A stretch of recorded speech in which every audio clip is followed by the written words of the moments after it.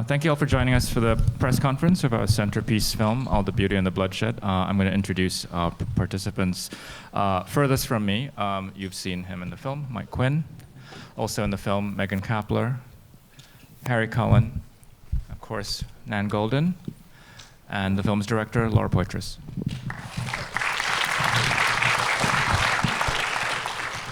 I think I'm going to start with a question for both Laura and Nan. I was going to ask how this film came about, but actually maybe pulling even further back, I was curious about, you obviously had an awareness of each other's work that predates this collaboration, so I was wondering if you could both maybe start by speaking about that. Yeah, of course.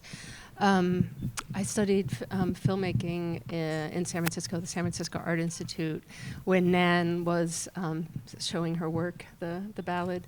And a good friend of mine who was studying photography had an early copy of the print book. And so I've known it for so long.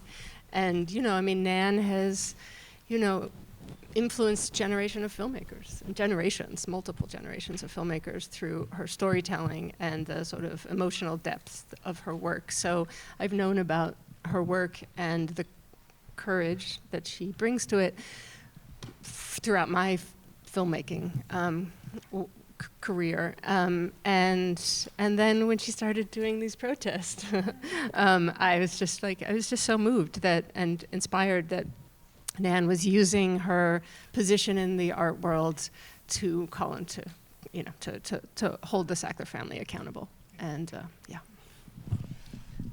I had always known Laura's work and been a huge admirer, enormously. And actually, you know, when Snowden came out, I met her in the Lisbon Film Festival. I was on the jury, and I asked some really stupid questions. Like, what do you do if you don't know how to use a computer? Literally. She was talking about security, and I was thinking about how to, you know, Google. Yeah, not using a computer is the best security that there is. And then I followed all her work, and then it came that it was an option that she take over the film. We had already started it for a year and a half with two of the people from P.A.I.N. And Howard and John Lyons, Howard Gertler, introduced Laura to the project. And I really thought that I wasn't important enough, that I didn't have any documents worth releasing. So I was very scared at the beginning that I wasn't up to what Laura was doing. So maybe you can tell us what, you know, this project was initially before Laura came on board. So what you maybe I don't know the other members of P.A.I.N. want to, if Megan and Harry, you were also involved. The idea was to document the activism.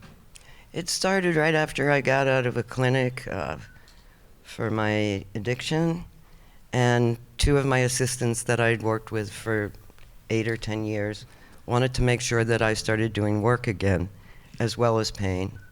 So that's how the idea came up of making a film together. And we went different places. We went to LA, to a sober community there. So it was going to be both about recovery and pain. And we didn't have any money. So the shooting was limited, and then the director got pregnant, and then Laura. Laura, do you want to pick it up from there? Yeah, I mean, Nan says it's like so matter of fact. I mean, it's incredible what P.A.I.N. did so quickly. Nan, when she came out of recovery, she read this essay by Patrick Radden Keefe, who you see in the film.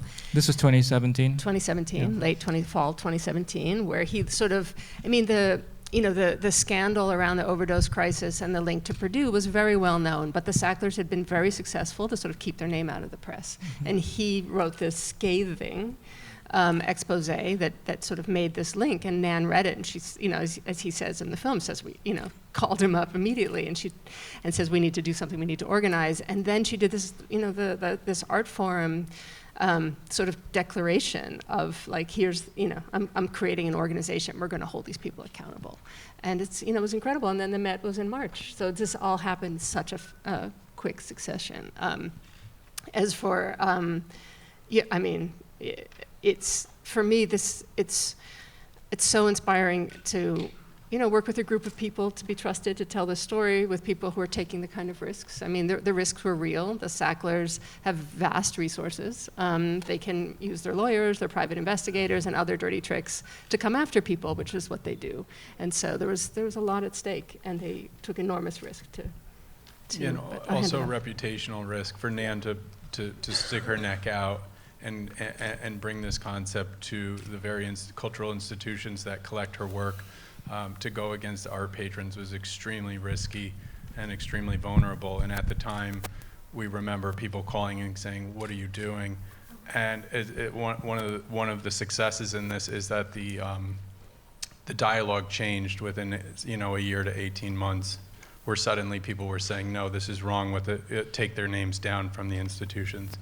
So it was an incredible risk for a practitioner to put herself out there. And then to change the social dialogue completely. I also didn't really think about the risks. Like when I want to do something, when I get obsessed, there's no stopping me. And I hope more people get obsessed from reading your articles.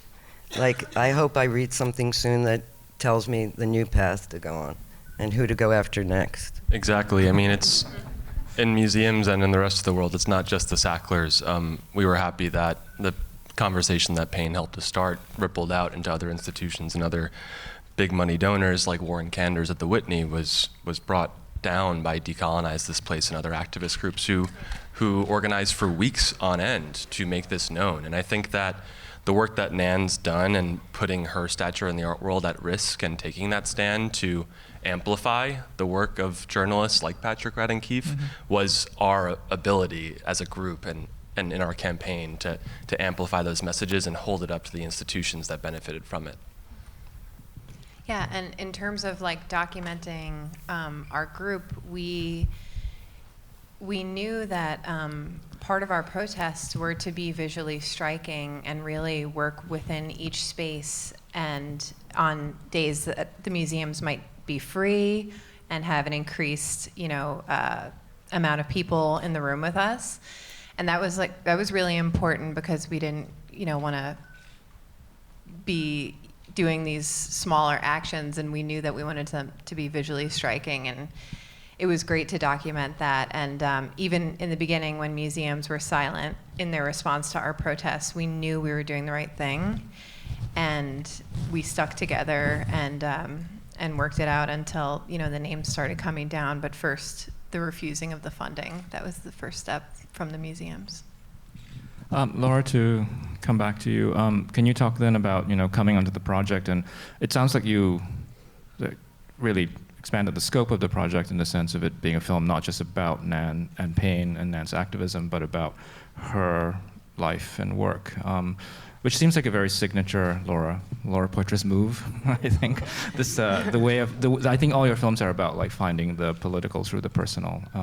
Yeah, I mean, I feel that my films are portraits. I don't use the word biography. This is not a biography. This is a portrait. And it's a portrait of an artist who, is engaged in a political struggle. And in our first meeting, Nan told me about Witnesses Against Our Vanishing, which I didn't know the history of. I, of course, know David Wojnarowicz's work, but I didn't know that she had done this extraordinary exhibition at the height of the tragic AIDS crisis, and that it had created this national outcry of sort of culture wars, part of this whole culture wars conversation. And when Nan told me that she had curated this show, like she had sort of like made that choice, I knew that was going to be an anchor. I knew that this film had to go into the past, and that there had to be a convergence between that historical moment and what we're dealing with today, because I think this country has a tendency for amnesia. I mean, we went through the AIDS crisis. Why isn't there universal health care in this country? Like, how much more suffering and death does this country need to go through before like basic human rights are met? And so there was something about that, and then just also something about Nan, like being on the right side of history over and over again. Can you talk about, I guess, really editing and finding the form, because it's quite Yeah. it's quite complex. You know, you Yeah. have the chapters, but then you also have this constant movement Yeah. between the past and the I present. mean, once we started working on it, I mean, this is, cinema's collaborative, and we had an amazing group of collaborators, including Nan and her studio, in terms of structuring the film. But we wanted her slideshows to be part of the film, to be an essential part of the story.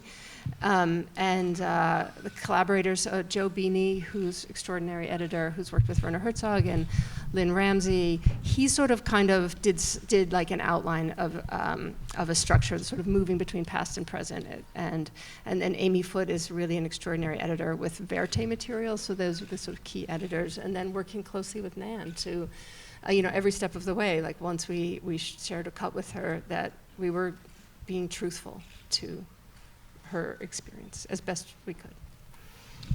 I wanted to actually talk about just the use of Nan's work in the film, and the photographs and the slideshows. And it's so interesting. I mean, the context in which you see these images, whether they're photographs on a wall or in a book, or actually here in the cinema. I think there's like a real power to seeing them within the context of a film, as a communal experience in a big dark room like this. I'm just curious about how you thought about using these slideshows within a movie. I mean, in a way, they were pillars, they were anchors that we were trying to. Nan has done such extraordinary work about her life, and that that throughout the film that we were sort of building towards, that they were sort of pillars that hold the film up. Is how I think about them, and then hopefully the audience who sees the film will also encounter the slideshows, because they're just so incredible. And that's the ideal. The ideal situation is that the work, they can sit alongside each other. My practice is slideshows, and I show them, as you talked about, in a dark theater, as a communal experience, very visceral and emotional. And that's my work. The other's kind of tangential. The prints and the books, I love the books, but they're tangential to the major work. I'm about to have a retrospective that's only slideshows. So for me, slideshows are the closest I can come to making movies. And the advantage is that you can constantly re-edit them and update them, which you can't with a movie. So I have that freedom. But in this exhibition coming up, I am going to be presented as a filmmaker, which is what I've wanted to be presented as since I was 15. And I hope people get to see the slideshows, because that's a real experience. She used small parts of them, but they run anywhere from 15 minutes to 45 minutes. Nan, I wanted to maybe hear you talk about the collaboration with Laura from your side, and just, I guess, the experience of being on the other side of the camera. So initially it was about P.A.I.N, and I didn't know that we were going to go into that territory. Then it started to expand with the stuff from my work during the AIDS crisis, and then she became interested in the personal. I don't know how. What provoked that? I'm curious. Do you remember a moment? Yeah, I do. The work. I mean, when I saw Sisters. Sisters, Saints, and Sibyls, which is a 3-channel installation piece. It's at the end of the film. It's about my sister. And then I was making new edits of slideshows, and actually made a new slideshow for a show 2019 at Marion Goodman in London. And Laura was around filming, and she started to help me editing my work, which, as I always say, like Laura and I are both, it would be impossible for us to watch an artist's work and not say what we think. So Laura had really good insight into it. And then when COVID came, she decided to stop filming and do these weekly interviews in my house on weekends, and I really looked forward to them. They went really deep, and they were always with this amazing understanding that I could take out anything I didn't want, because the film is my voice, with my pictures telling my story. So it has to be my truth. And that's a delicate thing when someone else is editing your words. But I was allowed to protest against things I felt were said wrong or were going too far. Actually, I let everything go too far. I'm just going to ask maybe one more question, and then we'll open it up to you. I'm curious about the footage of your parents, Nan, that appears at the end of the film. I was wondering if you could give us a bit more context about what you had in mind with that. What was that material being, used for? In 2004, I did a piece at the Salpêtrière in Paris for a theater festival that was a building. I made a building within Salpêtrière Chapel for people to ascend to watch this 3-channel piece about my sister. And it was very, very intense about my sister and about my own self-harm. And after that, I decided to, me and my collaborator in Paris, decided to make a film about my sister. And we started traveling around. That's where the mental hospital footage comes from. And that scene of my parents was for this 2004 film that never got made. The editor looked at the material and said it was too boring. It's true. What was your reaction to seeing it, Laura? I probably similar to your thought. I mean, it's, what I think is amazing about that footage is, I don't know, how the complexity and the love that's there, even though the pain that's also there, But I don't want to say, too much, because I think it's so, but I think it's really just incredibly moving. All right, we're going to open it up for questions. I think there are microphones, so if you have a hand up, I guess I'll start in the front, yeah.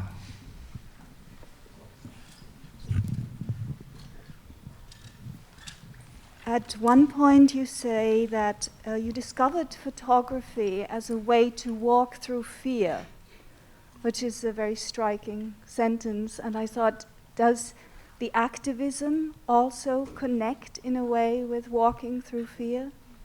Absolutely. That's a very good point. I've never heard that. Absolutely. Actually, coming out of the clinic after years of addiction, I didn't understand the world at all. But I could see that things were really dark, and I had to do something to push back. So I found my fight, and it kept me sober. They say, in recovery movement, you need something bigger than yourself, and this fight became bigger than myself. So yeah, it's a way to walk through fear. Well said, thank you. Yeah, that just makes me think also of, one of the major scenes for me in the film is when Nan speaks publicly at a hearing in front of New York State Assembly members about needing and using medication-assisted treatment and being on buprenorphine, which is something that I know you weren't ready to be public with when we started doing this, and finding the strength and walking through that fear to say that publicly and provide inspiration and support for other people who are doing the same thing or need the same thing is something that I think this film will continue to inspire people with that and to help people with that. And medication-assisted treatment is so fundamental to recovery for people, whatever part of recovery they might be in. And Linda B. Rosenthal in that scene is one of our state assembly women here in New York and is an incredible advocate for progressive drug policy that centers harm reduction and meeting people where they're at, which is what's successful. Yep, right there. Thanks.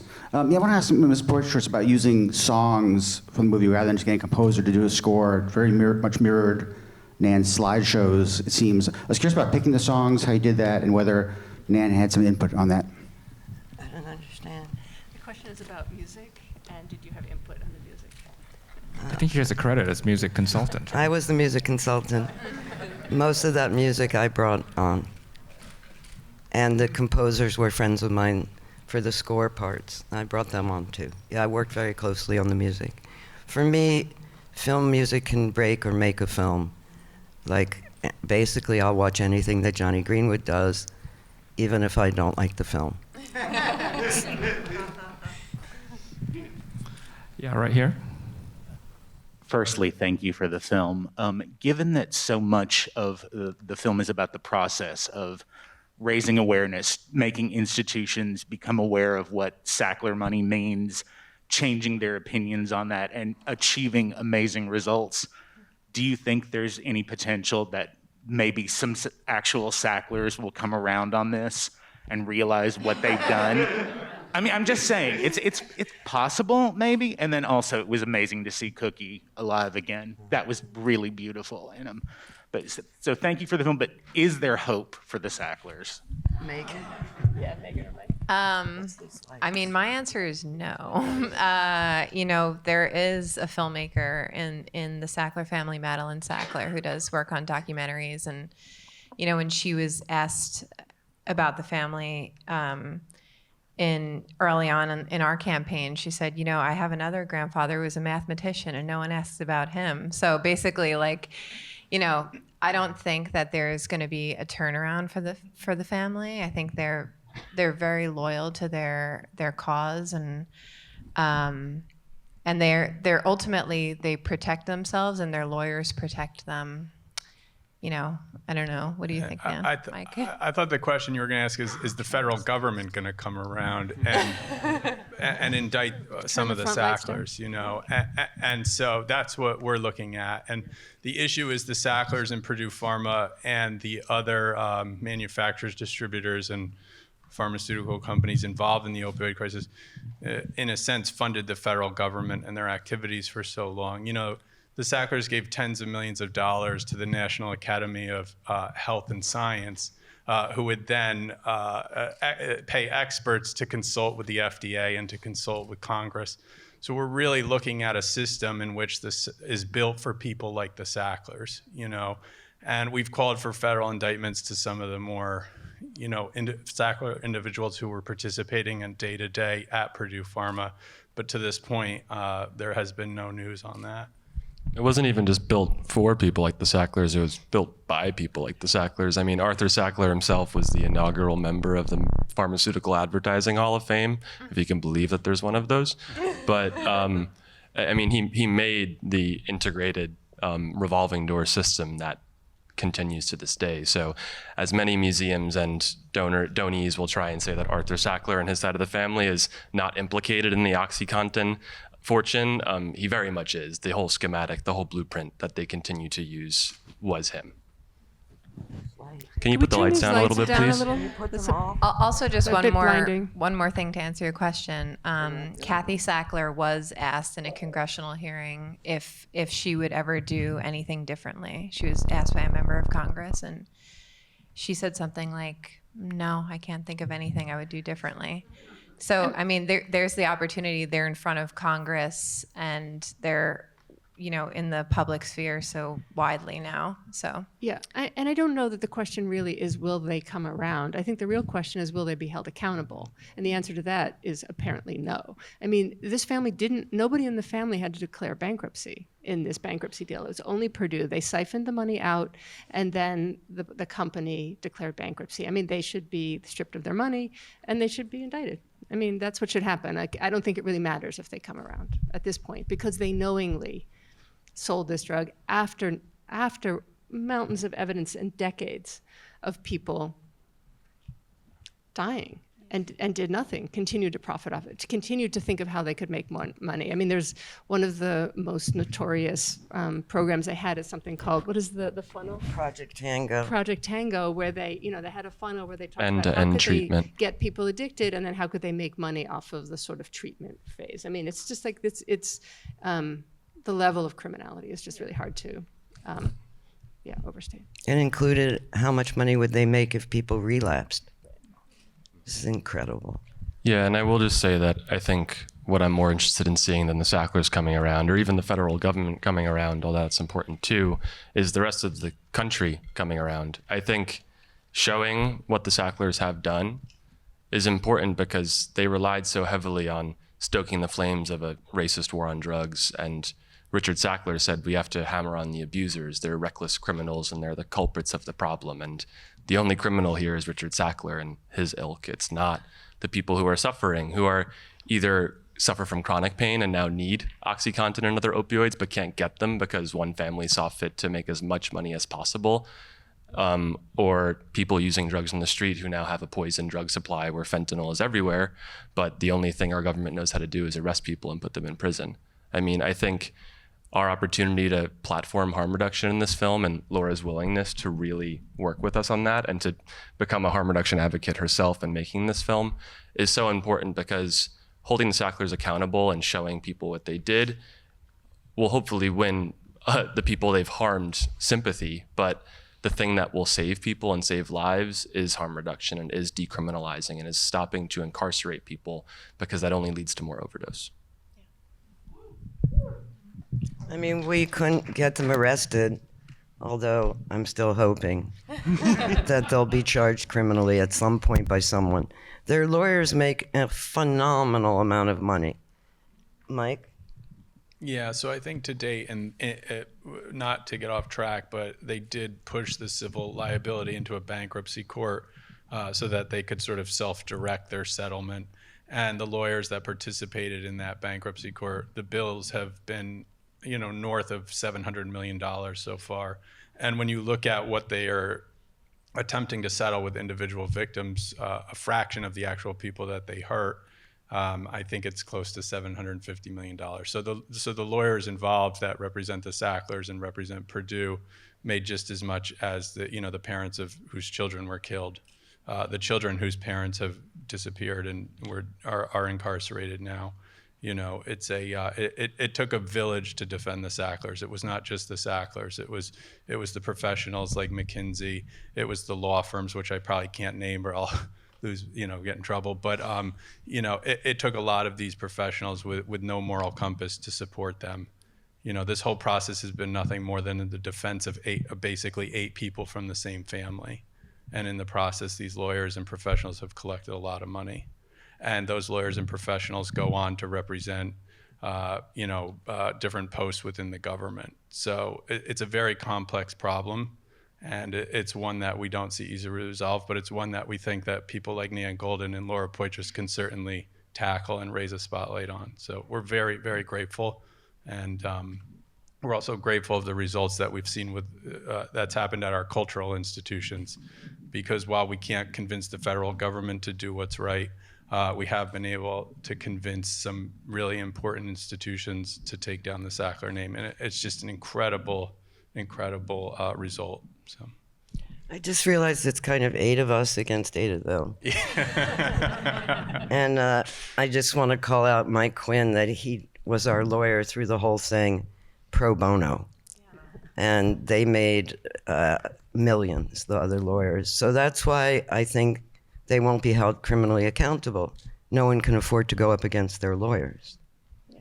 And I do hope, one of the hopes I have as a filmmaker is that the film serves a bit of a blueprint for activists, and then also, how can you go after people, and the fact that after they went into bankruptcy, that this group chased them into bankruptcy court is like one of my favorite pieces of direct action that I know of. It's pretty amazing. Yeah, right there in the middle. Yes. Thanks very, very much for this film. I think it is important, and I think it will reach a lot of people. And also, I'd like to thank you for overcoming the sadness and the anger that you must feel in order to take action. It's difficult to sustain that kind of faith and determination, and I congratulate all of you on that. My question has to do with, it's quite ironic that this film presents a situation in which art as protest goes against art as philanthropy. And it's such a strange, odd way of holding these bastards accountable. I wonder whether that kind of situation extends to what's going on in documentary filmmaking right now, where there's a lot of purchase of quote unquote content by basically commercial interests that have nothing whatsoever to do with the intent to reveal the systemic problems that we're facing in this country right now. So I would agree for the need to be, that we need to be careful in the field, but I know many documentary filmmakers that are close friends, and these are independent thinkers, and they make great work, perhaps not in systems that are ideal, right? The structures of the system of how this country in general fails to support the arts is, you know, it's outrageous if you compare it to other wealthy countries where arts are supported. So I'm not an advocate for the system that we have, but either be it philanthropy or, you know, money coming into or maybe like you could say like a, you know, a lack of willingness to take risks in terms of artistic risks, right? Like that, I'm not happy about that. I am happy that documentary filmmakers are able to support themselves more today than they could maybe a decade ago, and that's not a bad thing. I think the thing is how do we make sure that independent voices are protected and that people don't have to compromise? And you know, one of the I think most concerning issues is that this kind of global platforms you know, creates a sort of yes, potential censoring because certain countries you can't show certain things. And so what does it mean if you make a film that is critical of a certain regime and then you can't distribute that film in that country? So yeah, you know, I'm worried too, but I really think we have to give a lot more credit to independent filmmakers, as journalists too, you know. There are journalists who do adversarial work within complicated organizations, and I think we need to support those visions. I think she was talking about Hillary Clinton. Oh, were you talking about Hillary Clinton?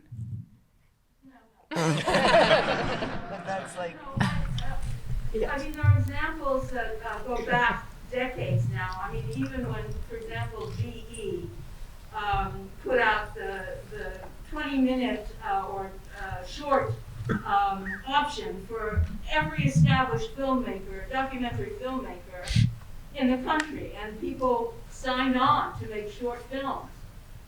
For GE, which is probably one of the most egregious corporations on the planet.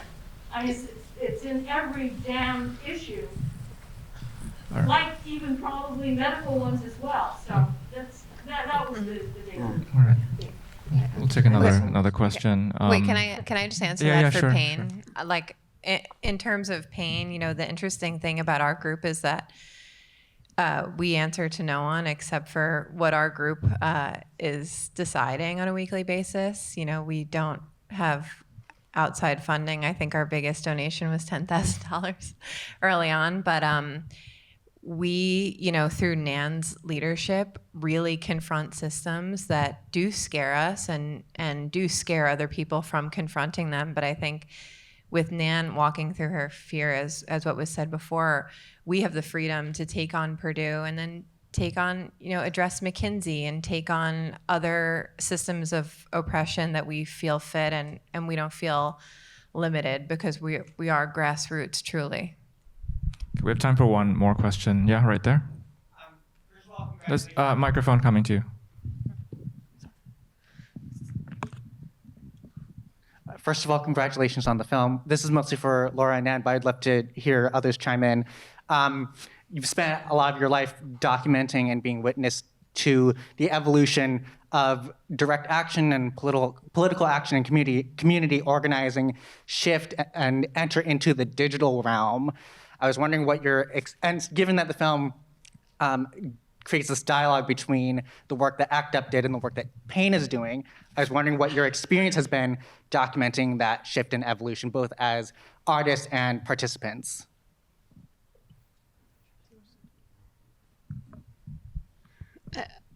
So the question is about sort of activism in sort of the digital age versus like other generations. I mean, I will say that in organizing our actions, I mean, Nan said herself that she was trying to learn how to Google a couple of years ago, but it's always been important to us to have a physical presence. I respect what you're asking, but I do think that first and foremost, having a physical presence and connecting with the people in the space that we were at was the starting point for a lot of our actions. And I would certainly, going from that and plugging into our media contacts and helping to speak through the media rather than to them was always a huge thing that we took from ACT UP, and developing a visual language that could be striking even in a visual. I mean, for me, that New York Times image of the Guggenheim action went all around and people still remember it because it was a striking image. And I think finding ways to break down a complicated stump speech into a simple distributable kind of image or piece like that became something that we figured out along the way. But like Megan said, picking a free night in a museum because we knew that it would be packed and at some point people would lose track of who was us and who wasn't, was a really big part of it. And getting on the nightly news that evening, hours after we were there, yeah, and then it flies around and gets into the press. But I think social media for us has never been one of our biggest strengths, but I think the ways that we can coalesce with other groups through that, especially grassroots groups in New York, like Megan said, we're pretty tight. We run a shoestring budget and we don't have that many people in P.A.I.N itself, but groups in New York like Vocal New York, like Truth Farm, like Housing Works, like ACT UP New York are groups that we looked to lead us through the harm reduction part and the grassroots part, and we would take those messages, amplify them, learn from them, and use Nan's stature and the attention that P.A.I.N had garnered to try to spread that as much as we could. Actually, I do want to add one thing also. We, about a month ago, did an action outside of Governor Hochul's office to advocate for the authorization of overdose prevention centers across New York State. There are currently 2 that opened last year in New York City, uptown, run by Washington Heights Corner Project, and they've reversed over 500 overdoses in the year that they've been open. They also reduce hospitalizations and save an immense, over 500 now. But they also reduce an immense amount of hospital and emergency room costs and give people resources whether or not they're ready to stop using drugs. Governor Hochul could tomorrow, if she wanted to, authorize those across the state. And it's clear to us that they're needed even more sorely upstate, where there's less of a network of resources than they are down here. And 2 overdose prevention centers in Washington Heights and Harlem can't save all of the people in New York. So Governor Hochul has a responsibility to do that now. Yes. I just want to add one thing. I'm glad that Harry said all that. I'm going to divert to say that early on, I refused to do any actions where it was just the media. It had to be a day when people were there. But if ACT UP had had the media that we had and, digital news getting out, I think things would have worked quicker than they did for ACT UP. So that is beneficial in that way. Okay, I think we're out of time. I'm going to ask you all to please stay in your seats while our guests exit the theater. I want to thank all of you for the film and for the work that you're doing. Thank you. Thank you so much. Thank you, everyone.